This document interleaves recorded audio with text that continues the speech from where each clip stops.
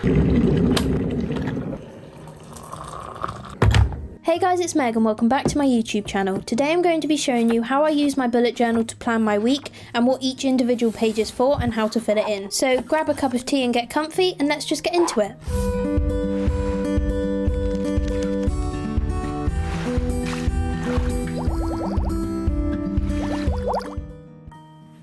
So I thought it could be useful to take you through my journal and tell you a little bit about each page and what they're used for. So this is my cover page for the year, which is literally just for decoration and for being the front page of the journal. But then we're on to the future log, which is the first of the pages that I would actually fill in. So this one has the Dutch door effect, which means you cut across the top here and up the spine, and then you can see the title across the top on both pages.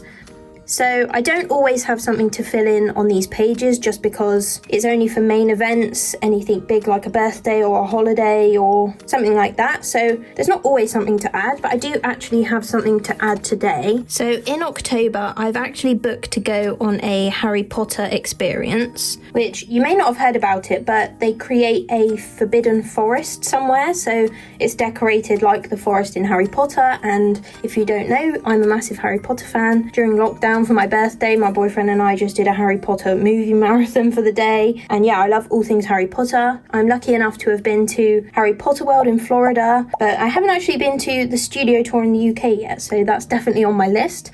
Let me know down in the comments if you are also a Harry Potter fan. But yeah, so that's what I use my future log for, important events, and it's also a really nice way to look back on memories and things I've been doing that year.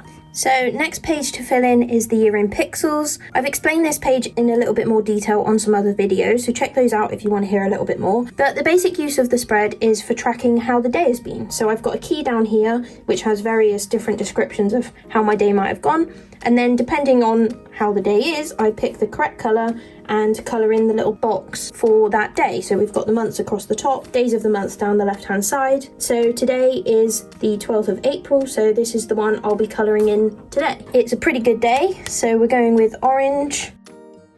The next page is another that may not always need filling in, but this is my bookshelf spread. So I've got the titles of books that I'm reading or want to read, my TBR bookshelf, and then I have a rating system down here. So once I've read them, I colour them in with whichever rating I want to give them. As you can see, it's really not going well. In my past videos, I've been saying, oh, the next video, the next update, there will at least be one coloured in, but it's not. So I'm currently reading The Bell Jar, but I haven't been picking it up, to be honest. It's a bit of a slow start.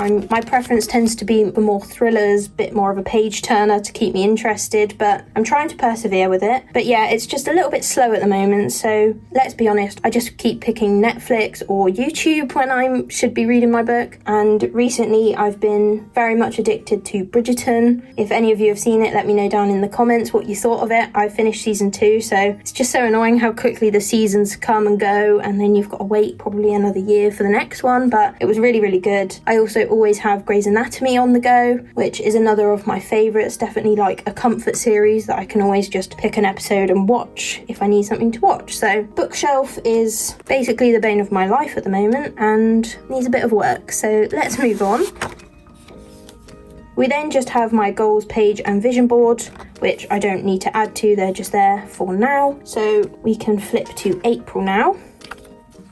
If you haven't seen, this is my April theme. It's definitely the cutest theme I've ever done. I love the little ducklings. And this is the cover page. Again, doesn't really have a use other than to separate the different months and kind of introduce the new theme. Plus, it's one of the most fun pages to create. So yeah, you wouldn't necessarily need to have a cover page if you didn't want to. If you were maybe not so into the arty side, you just wanted it to be a planner, then simply going straight onto whichever your first page of that month will be and writing the title maybe a little bit bigger on that page just to identify the new month. That would work just as well, but as I said, I really like the creation process on the cover pages, so that's why I include them. Then I've got my little calendar. I have a bit of a love-hate relationship with these calendars. Sometimes I include them and then don't really need to use them. Sometimes I don't and then wish I had. So I've added a small one in for this month, but I use it as a content calendar specifically for my YouTube stuff, just because it's really useful when I'm flicking through my journal or if I'm trying to think of some new ideas or something. It's easy just to flick through and check check which videos I've got coming up or which ones I've just recently posted without having to go onto YouTube to double check. So this is what I'm using it for. You can see here I've got my recent YouTube videos that I've posted. So I do actually have something to add to this. I'm going to fill in the next week or so's worth of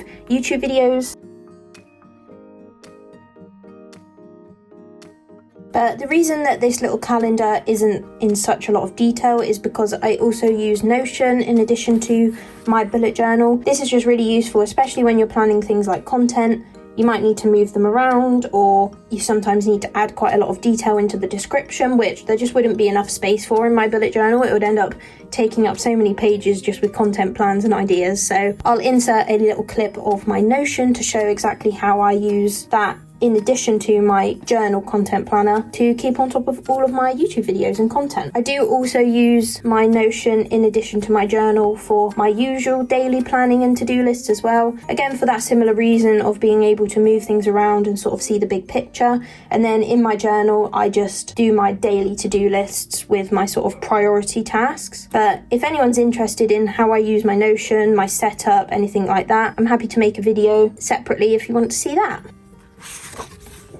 Then we're on to the mood tracker, which is another essential page that I tend to include in all of my monthly spreads. Again, partly because I like the creativity that you can have with the mood tracker. There's so many different options and ideas you can come up with to make it fit in with your theme. But I also think from a mental health point of view, it's really useful to have to kind of self-reflect and be self-aware. It can also be useful to have to try and label your emotions. And I've also noticed that it's quite useful. For example, I don't have a very large range of emotions available that I can colour in. So sometimes it's quite good because maybe if you're feeling a little bit down in the dumps, then you have to pick whether you're going to be the middle emotion or the worst emotion. And sometimes you then think, actually, it's not quite as bad to be the worst emotion on the page. So it can just sometimes raise your mood a little bit and put things in perspective. So again, feeling pretty good today. So I'll just be colouring it in with the happiest of the colours for the mood tracker. The next page we're on to is the Casual Magic page, which is a new addition for me in my journal, but it's kind of like a gratitude page, which I do tend to include. This is Casual Magic, which is Unjaded Jade's idea of sort of recognising those tiny moments of magic in your day-to-day. And I think it's really nice to recognise that there are just small bits of beauty actually all around us. So I've been really enjoying filling this in and just trying to recognise those tiny moments in my day that you might otherwise overlook as just your normal daily routine. But having to think of something to fill in my journal, it makes me reflect on it more and sometimes pick out those moments that would otherwise just be forgotten. So I'll include a few little clips of some examples in my day-to-day which are casual magic for me. So for example, seeing my dogs and them wagging at me, or the way the sun filters through the window and across my desk. Just tiny things like that that really helps you recognise the magic in the everyday.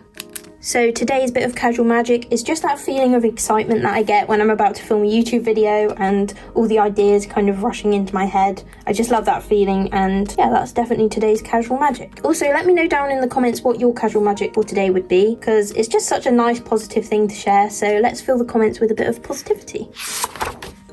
Then it's weekly spread time, so this is week 1 and week 2. I tried out some single page spreads, which I actually kind of like, so I might go back to that in the future, just because I really like how busy it looks once it's all filled in. I don't actually need so much space because, as I said before, I do use my Notion to help me plan in terms of getting a bit more of a bird's eye view of everything I've got to do. So my little daily to-do lists don't actually need that much room. So yeah, I'm really happy with those weekly spreads.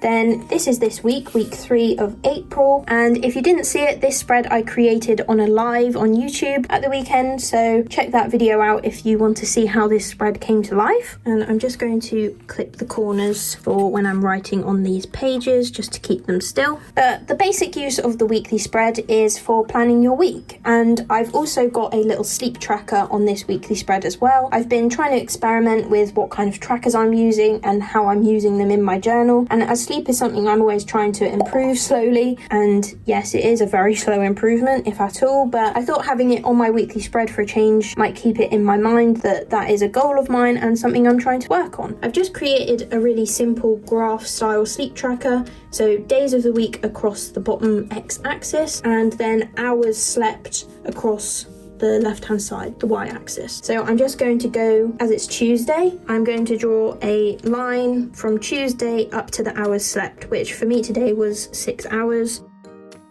Maybe not ideal, but it was enough for today, so something I'm working on, as I said, and keeping it there is just a really handy reminder. Then we're on to my little to-do list. So I wanted to explain a little bit about the key that I use. It is very much inspired by the official bullet journal method, but I've kind of taken out a few bits that I don't personally really need or I don't want to use. So I just use the bullet points as my to-dos or my tasks. I don't differentiate between task or event really. So I just use a simple bullet point for those, and then I put a line through it when I've completed it, and then I do use the migration symbol, which is this little arrow type thing that you put through the bullet if you need to move it to another day. So I typically do that if I haven't got round to it, and basically a reminder to myself that I need to complete it tomorrow or some other day that week usually. So my main tasks for today are obviously the YouTube video. Then I also need to take the thumbnail, and I need to do a thumbnail for the live that I'm going to do this weekend. Then I check back to Monday and see if there's anything I didn't get done. So here I've got the migration arrow. I need to edit a couple of ASMR unboxing videos, so I'm going to include that. And finally, I need to do my social posts this evening. So I'm going to cross through YouTube video film as I'm basically done with that now. But yeah, that is pretty much how I use my bullet journal day to day. And if you've enjoyed this video, you might want to check out my completed bullet journal tour here, or go and watch my stationery haul here. This week's subscriber shout out is Fatima's Universe. Thank you so much for all your lovely comments and support on my channel. Thanks so much for watching, guys. Don't forget to like, comment, subscribe and hit the notification bell if you want to be notified when I next upload, and I'll see you in the next one.